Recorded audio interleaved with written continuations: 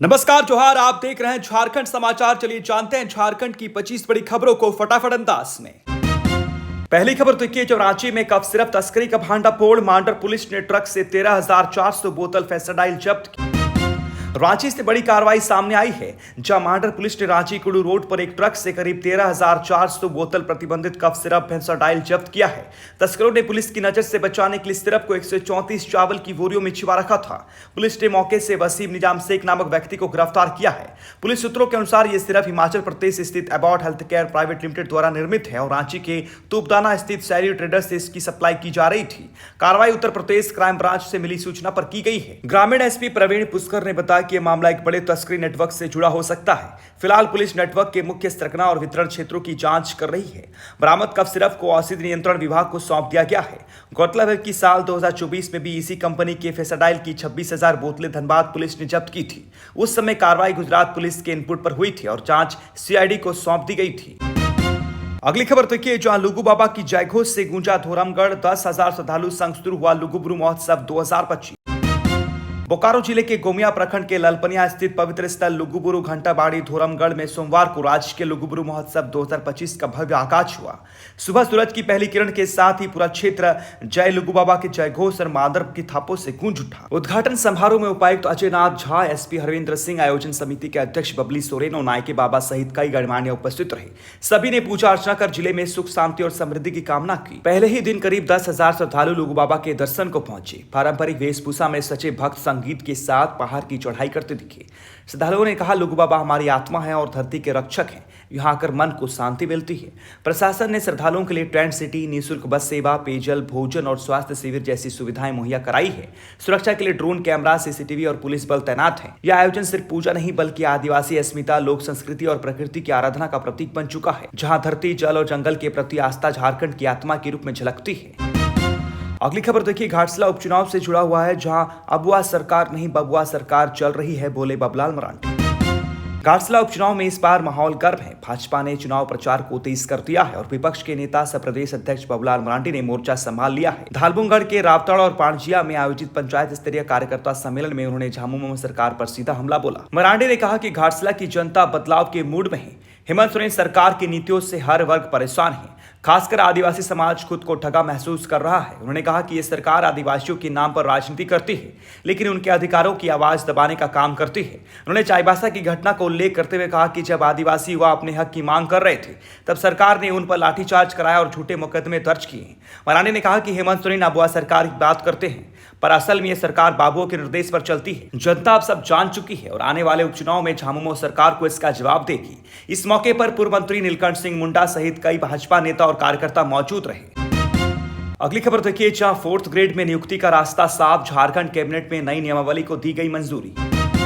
झारखंड सरकार ने बड़ी राहत भरी घोषणा की है। राज्य मंत्री परिषद ने चतुर्थ वर्गीय पदों पर नियुक्ति के लिए नई बहुउद्देशीय कर्मी नियुक्ति एवं सेवा शर्त नियमावली को मंजूरी दे दी है। इस फैसले के साथ सचिवालय, संलग्न कार्यालय और समाहरणालयों में 4th ग्रेड कर्मचारियों की नियुक्ति का रास्ता पूरी तरह साफ हो गया है।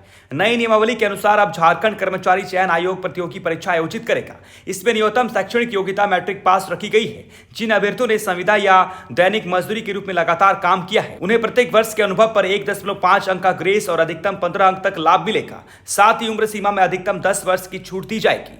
नई नियमावली में नियुक्ति प्रक्रिया मेरिट कम चॉइस के आधार पर होगी, यानी अभ्यर्थी की पसंद और अंकों के अनुसार जिले का निर्धारण किया जाएगा। मल्टीपर्पज स्टाफ का वेतन 5,200 से 20,200 और ग्रेड पे पर 1,800 तय किया गया है। इनके कार्यों में कार्यालय खोलना, स्वच्छता, फाइल प्रबंधन, आदेश वाहक काम, बैंक या डाक कार्य, वाहन चलाना और कार्यालय रखरखाव शामिल रहेगा। अगली खबर देखिए, जो घाटशिला में ओडिशा के मुख्यमंत्री मोहन चरण मांझी की चुनावी एंट्री, आज 2 सभाओं को करेंगे संबोधित। घाटशिला उपचुनाव में भाजपा ने अपने प्रचार अभियान की रफ्तार तेज कर दी है। पार्टी के नेता और कार्यकर्ता एनडीए प्रत्याशी बाबूलाल सोरेन के समर्थन में लगातार जनसंपर्क कर रहे हैं। इसी क्रम में ओडिशा के मुख्यमंत्री मोहन चरण मांझी आज यानी 4 नवंबर को घाटशिला में 2 स्थानों पर चुनावी सभाओं को संबोधित करेंगे। मुख्यमंत्री मांझी का पहला कार्यक्रम पूर्वाह्न 10 बजे घाटशिला ब्लॉक के गधानिया हाट मैदान में होगा, जबकि दूसरा सभा दोपहर 12:05 में गुड़ाबांधा ब्लॉक के बालियापोस्ट फुटबॉल मैदान में आयोजित की जाएगी। भाजपा कार्यकर्ताओं में उनके आगमन को लेकर जबरदस्त उत्साह देखा जा रहा है। पार्टी का मानना है कि मुख्यमंत्री मांझी का संबोधन घाटशिला के चुनावी माहौल में नई ऊर्जा भर देगा। क्षेत्रीय की जनता भी उनके स्वागत की तैयारियों में जुट गई है। भाजपा नेताओं ने बताया कि यह सभा न केवल चुनाव प्रचार को गति देगा बल्कि आदिवासी समाज के बीच एनडीए प्रत्याशी के प्रति विश्वास भी मजबूत करेगी। घाटशिला उपचुनाव में अब मुकाबला दिलचस्प होता जा रहा है और ओडिशा के मुख्यमंत्री की यह जनसभा भाजपा के प्रचार अभियान को नया बल देने का काम करेगी। अगली खबर देखिए, जो हरिराम सिंह के घर पर फायरिंग करने वाले 2 शूटर गिरफ्तार, हथियार गोली बरामद। जमशेदपुर में भुयाडी के कारोबारी हरिराम सिंह के घर पर फायरिंग करने वाले 2 मुख्य आरोपियों को पुलिस ने गिरफ्तार कर लिया है। गिरफ्तार आरोपियों में कासिडी लाइन नंबर 1 निवासी राज सिंह कश्यप उर्फ कोंदू और गोलमुरी केबल टाउन निवासी राजेश गिरी उर्फ तांतु शामिल है। पुलिस ने उनके निशानदेही पर एक देसी पिस्तौल, एक कट्टा, एक मैगजीन, जिंदा गोली और घटना में इस्तेमाल की गई स्कूटी बरामद की है। एसएसपी पीयूष पांडे ने बताया कि दोनों ने गोलमुरी टुला डोंगरी निवासी दशरथ शुक्ला के कहने पर 10 अक्टूबर की सुबह हरिराम सिंह के घर पर फायरिंग की थी। घटना के बाद तीनों आरोपी अलग अलग शहरों में छिप गए थे। सूचना मिलने पर पुलिस टीम ने सीताराम डेरा पांडे घाट के पास छापेमारी कर दोनों को हथियार के साथ गिरफ्तार किया। जांच में पता चला कि आरोपी दशरथ शुक्ला आकाश सिंह के संपर्क में थे, जिन्होंने बबलू खान के कहने पर फायरिंग की थी। बबलू खान साथी गैंगस्टर सुजीत सिन्हा और प्रिंस खान के गिरोह से जुड़ा हुआ है। पुलिस अब दशरथ शुक्ला और बबलू खान को रिमांड पर लेकर पूछताछ करेगी ताकि इस आपराधिक नेटवर्क के अन्य सदस्यों का भी खुलासा किया जा सके। अगली खबर देखिए, बोकारो से है, जहां झारखंड की सरकारी स्वास्थ्य व्यवस्था पूरी तरह से फेल, बोले जयदेव।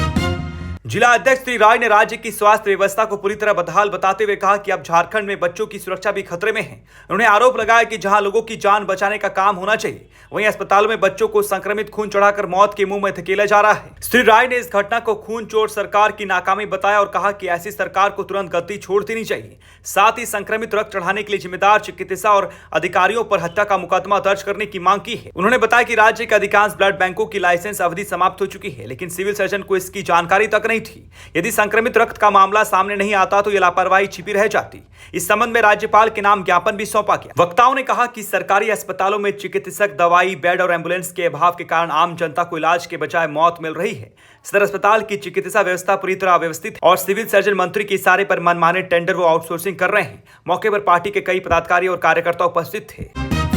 अगली खबर देखिए, जहां सरयू राय ने उठाया स्वास्थ्य विभाग पर सवाल, वहीं मुसाबनी में सीएम हेमंत सोरेन ने झामुमो प्रत्याशी सोमेश सोरेन के लिए मांगा समर्थन। जमशेदपुर पश्चिमी के जदयू विधायक सरयू राय ने राज्य के स्वास्थ्य विभाग पर गंभीर सवाल उठाए हैं। उन्होंने कहा कि विभाग में पारदर्शिता की कमी साफ झलक रही है, क्योंकि विधानसभा के वरीय सदस्य होने के बावजूद उन्हें मांगी गई जानकारी उपलब्ध नहीं कराई जा रही है। उन्होंने पूछा कि आखिर स्वास्थ्य विभाग ऐसी कौन सी जानकारी छिपा रही है जो सार्वजनिक नहीं की जा सकती है। सरयू राय ने दवाओं की खरीद बिक्री में पारदर्शिता की मांग करते हुए कहा कि सभी दवाओं की खरीद निविदा के माध्यम से होनी चाहिए ताकि किसी तरह की अनियमितता न रहे। वहीं दूसरी ओर घाटशिला उपचुनाव को लेकर मुख्यमंत्री हेमंत सोरेन सोमवार को मुसाबनी पहुंचे और एक बड़ी जनसभा को संबोधित किया। उन्होंने कहा कि घाटशिला के विकास के लिए सरकार लगातार प्रयासरत है और यहां की बंद खदानों को फिर से चालू करने की दिशा में काम जारी है। मुख्यमंत्री ने स्वर्गीय रामदास सोरेन को श्रद्धांजलि देते हुए जनता से अपील की कि वे उनके पुत्र सोमेश चंद्र सोरेन को झामुमो प्रत्याशी के रूप में समर्थन दें। उन्होंने कहा कि 2 नंबर पर बटन दबाकर सोमेश को आशीर्वाद दे, यही घाटशिला के विकास का रास्ता है। अगली खबर देखिए, जहां मांडल टोल प्लाजा का संचालन नई कंपनी के हाथों में, स्थानीयों को टोल फ्री पास की सौगात। मांडल टोल प्लाजा के संचालन में अब नया अध्याय शुरू हो गया है। आशीष जायसवाल कंपनी ने यहां का प्रबंधन अपने अधीन ले लिया है और कार्यभार संभालते ही स्थानीय लोगों को राहत देने के कदम उठाने शुरू करते हैं। कंपनी ने घोषणा की है कि मांडर और चानो क्षेत्र के स्थायी निवासियों को टोल फ्री पास की सुविधा दी जाएगी, जिससे उनके दैनिक आवागमन में आसानी होगी और टोल टैक्स का अतिरिक्त बोझ नहीं पड़ेगा। स्थानीय लोगों के लिए टोल फ्री पास बनवाने की प्रक्रिया भी शुरू कर दी गई है। इसके लिए इच्छुक व्यक्ति को अपना आधार कार्ड और वाहन की आरसी बुक लेकर सीधे टोल प्लाजा कार्यालय में संपर्क करना होगा। जांच के बाद पात्र लोगों को पास जारी किया जाएगा। कंपनी प्रतिनिधि ने बताया कि यह पहल सामाजिक सहयोग की भावना से प्रेरित है ताकि मांडर और चान्हो के लोग विकास कार्यों के साथ साथ सुविधा का भी लाभ उठा सके। स्थानीय निवासियों ने इस फैसले का स्वागत किया है और उम्मीद जताई है कि इससे आने जाने में लगने वाला समय और खर्चा दोनों में राहत मिलेगी।